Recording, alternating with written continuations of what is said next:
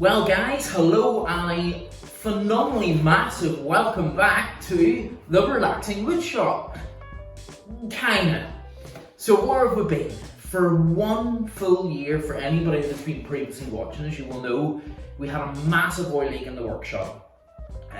Guy came in, serviced the boiler, had a wee mishap with a flexi pipe, and basically the whole garage had flooded over a period of 3-4 days of a lot of oil. And by I mean a lot of oil, hundreds of litres. That then causes to have to move out of our home for 6-7 months, plus the workshop was completely out of bounds. So what then happened is they dug down 3-4 foot into the sub, pulled all the soil out, put a chemical down to soak up all the oil, which did a phenomenal job. You must see the way it came out, weird. And then they backfilled and put a brand new concrete slab down. Now, it is hard to film when you're meant to be off site and you're not allowed in because the whole place was cornered off. But I was able to get some footage of the floor being dug out and put back. So I'll let you see a wee video of that being done, and then we'll come back to where we are.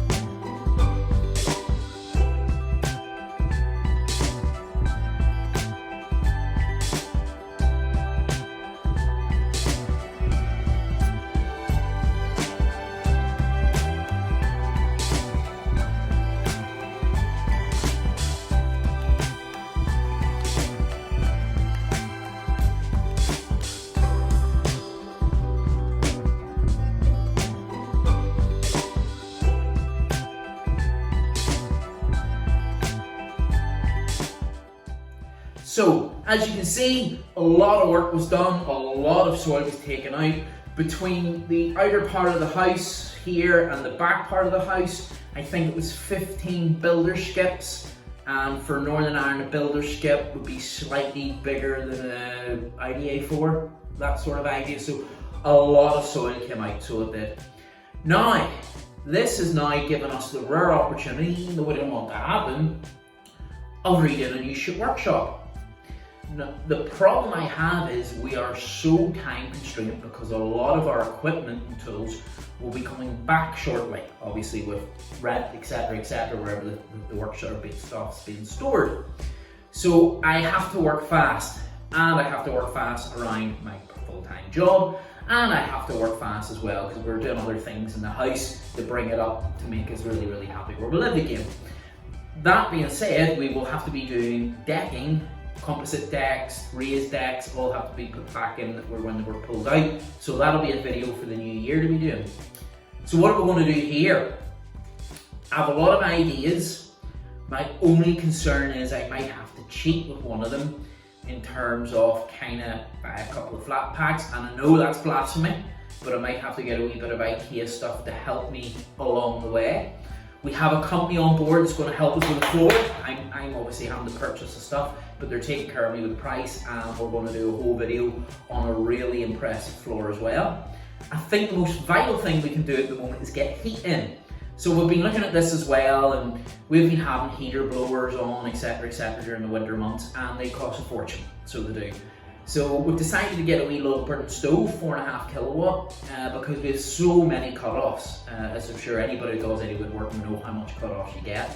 So that will be able to keep us warm during the winter months without really having to reuse. You kind of say it could be recycling as well, because all the leftover cuts are then being used to heat the room.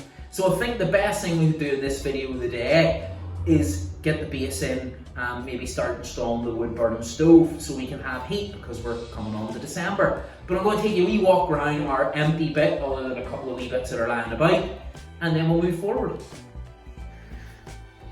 So as you can see, a whole brand new concrete floor.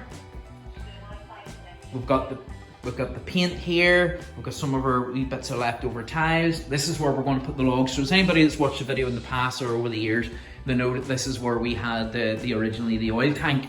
So we're going to put a base in here where we can install the wood burning stove and that. Not too sure about these plugs, whether they'll be too close to the heat. I don't think they will, but we'll have a look at that as well. And yeah, we have a blank canvas, and my idea is to have like an L-shaped workshop all the way around in one piece, and then of course my miter saw will sit at the back here, completely close off this door, and then we're going to have the table saw sitting in the middle, the lathe somewhere around about here, and then a couple of worktops along there as well. So yeah, let's have a go at this one. Never done this before, so this will be fun.